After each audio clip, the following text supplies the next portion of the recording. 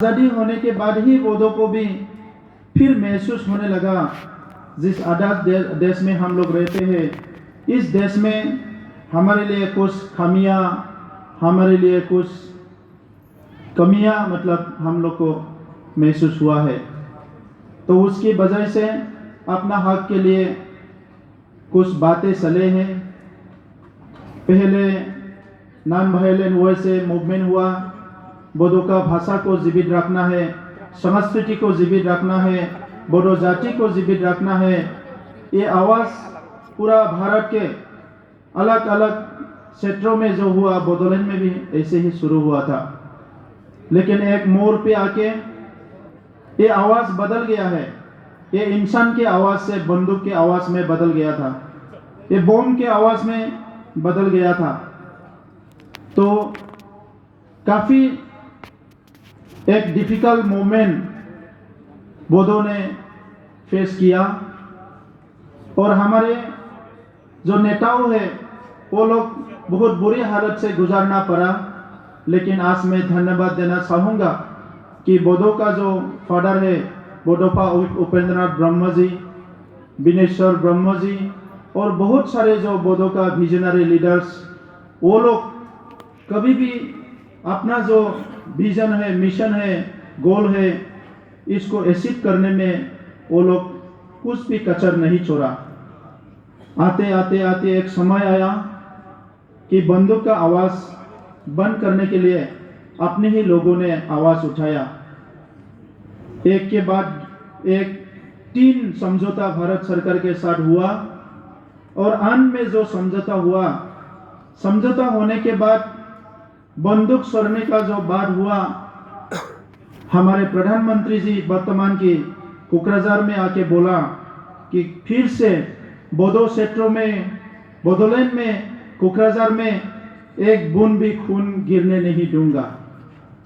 ये एक ही साल हुआ है और हम लोग बहुत उम्मीद जताए थे, उम्मीद लिए थे, क्योंकि एक समय था यहाँ ना कविता था ना गाना था, यहाँ हमारा माताओं का सीखने का आवाज़ था, बंदूक का आवाज़ था, खून खराबा था, अपने ही भाइयों के हाथों में अपना ही लोगों की जान गंवाया था।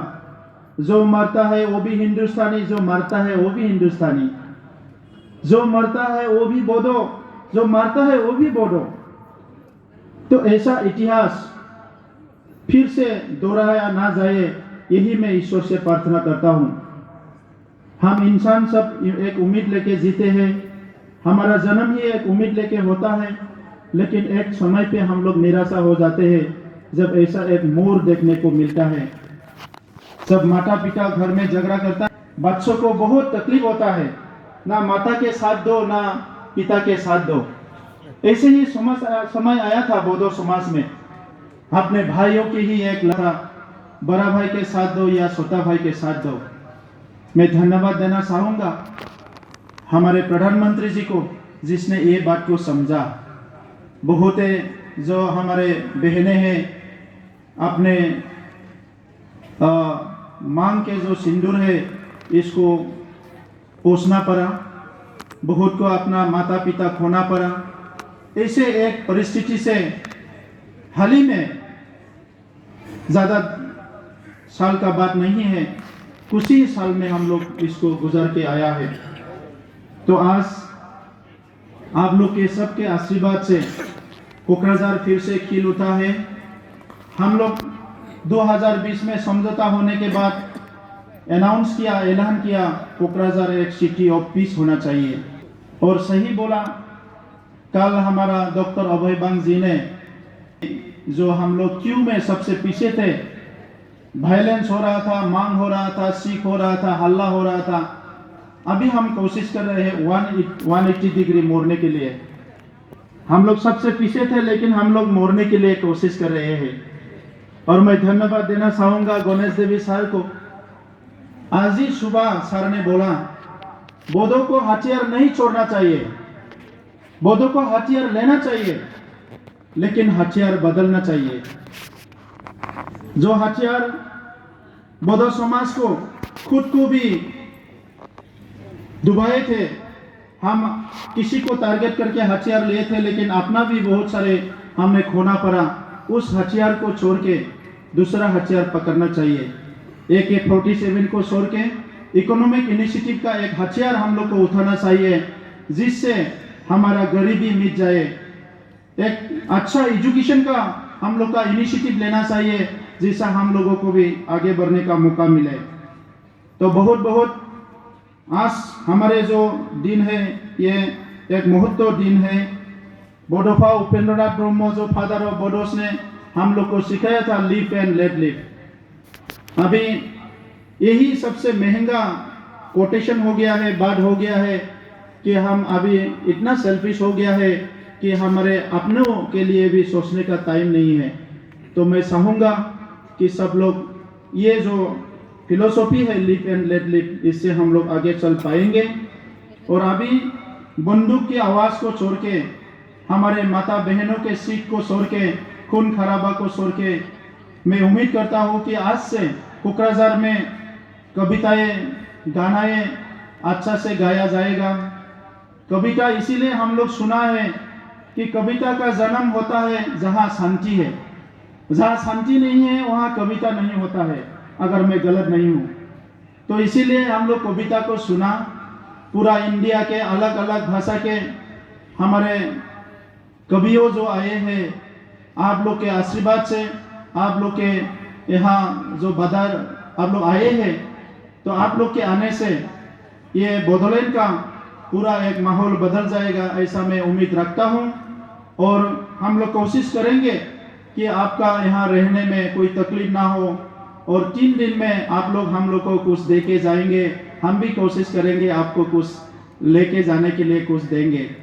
तो देने के लिए तो हमारे पास कुछ है ही नहीं। हम कोशिश करेंगे कि आपको हम लोग का जो प्यार है, सम्मान है, ये मिले, इसके लिए हम लोग कोशिश करेंगे।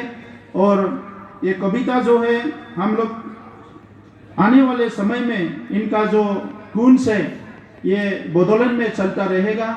और ये सुनहरा जो मौका है हम लोग को देने के लिए आप लोग को मैं धन्यवाद देता हूँ। और बोडोलैंड के इतिहास में ये हमेशा हमेशा के लिए आपका जो यहाँ आप आया है, इस प्रोग्राम में हिस्सा लिया है, ये हमेशा हमेशा हमारे इतिहास में लिखित रहेगा। मैं फिर से हमारा चीफ गेस्ट सर को मैं धन्यवाद देता हूँ। यहाँ उपस्थित सब जो इमिनेंट पर्सनैलिटीज है, सबको मैं धन्यवाद देता हूँ। और जो भी यहाँ उपस्थित है, सबको धन्यवाद देता हूँ। और मेरा काम था इसको इनागुरेट करना। तो आज कवि का एक उत्सव है, तो कविता होना चाहिए था, लेकिन मेरा भाषा से अभी कविता आ नहीं रहा है। आगे 10 महीना हो गया, नया स्कूल में नाम लिखा, तो उसमें जो मुझे टेक्स्ट बुक दिया गया है, उसको पढ़ के पहले का जो टेक्स्ट बुक है उसको मैं भूल रहा हूँ। तो मैं इस टेक्स्ट बुक से ही कुछ कविता निकालने के लिए कोशिश कर रहा हूँ, लेकिन कविता नहीं आ रहा है। तो अंत तक अगर कविता आएगा तो मैं ज़रूर गाऊंगा। तो मानगोनां रायजोफोर, जोबजासे बयबो थागोन होननानै आं सानदों। सानथामनि हाबाफारि मोनसे मेसेज थांनांगोन। आसामावल' नङा, सा सानजा भारताव बेबायदि 100 रावनि खन्थाइ आवरायनाय हाबाफारि जाफेराखै। मोजां मोजां हाबाफारिफोरखौ जों खुंनांगोन। हारिया गेरेमसा हारि जानांगोन, बेखौनो बड'फाया लुबैदों। दा बे हिसाबै बे हाबाफारिखौ साक्सेस खालामनानै पुरा भारताव मोनसे मेसेज हरनांगोन जे जोंनि बर' माहारिया जे मोजां मोनसे माहारि, सोद्रोम माहारि, जोंबो जौगानो लुबैयो। जोङो बेखौ जोङो बयबो मोनसे मेसेज जोङो हरनो हानांगोन। ओंखायनो बयबो बाहागो लागोन, आं बेखौ मिजिं थिबाय।